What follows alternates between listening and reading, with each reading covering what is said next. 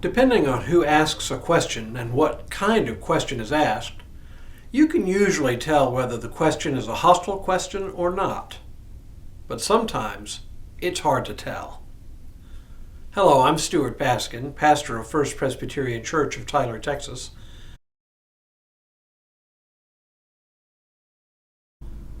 Today's question to Jesus is posed by the disciples of John the Baptist, and it appears in all three synoptic Gospels, Matthew, Mark, and Luke. Jesus has been at a banquet at the home of a tax collector, which apparently scandalizes the Pharisees, who ask why he eats with tax collectors and sinners. This is clearly a hostile question. But in the very next scene, we have a different set of questioners. See if you think it's a hostile question. Then the disciples of John came to him saying, "Why do we and the Pharisees fast often, but your disciples do not fast?" And Jesus said to him, "The wedding guests cannot mourn as long as the bridegroom is with them, can they? The days will come when the bridegroom is taken away from them, and then they will fast." Now, Matthew recalls this episode just a little differently than Mark and Luke do. Matthew places the question on the lips of the disciples of John, while Mark and Luke place it on the lips of unnamed guests, possibly, but not certainly, the Pharisees. That would make a big difference, wouldn't it?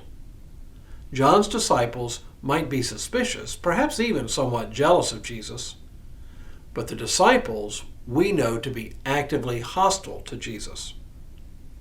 But whether it's a hostile question from the Pharisees or a curiosity question from John's disciples, the answer itself is the same.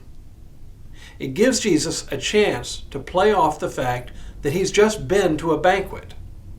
But now, instead of a banquet at a tax collector's home, Jesus talks metaphorically about a wedding banquet, juxtaposing fasting, which one often does at a time of mourning, and feasting, which one does at a celebration. Jesus' point here is that as long as he's alive, it is time to celebrate, much like the celebration of a wedding banquet.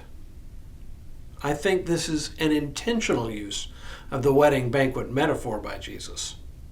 In fact, it is a favorite image he uses to talk about the kingdom of heaven.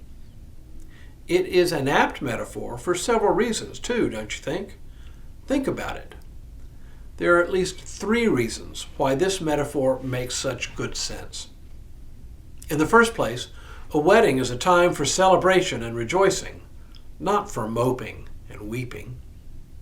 Second, a wedding celebrates a new union between two people who have made their vows to one another and who plan to live together in the joy of that union. And isn't that what we have in Jesus Christ?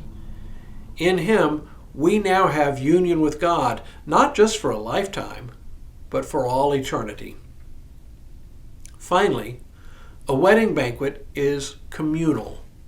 It's not like a quiet, candlelit dinner for two, but it is a celebration with many, many people. Why don't Jesus and his disciples fast? Because it is time to celebrate. And how do you celebrate? Throw a banquet. And now may God continue to bless you and keep you in all that you do this day and in all the days ahead.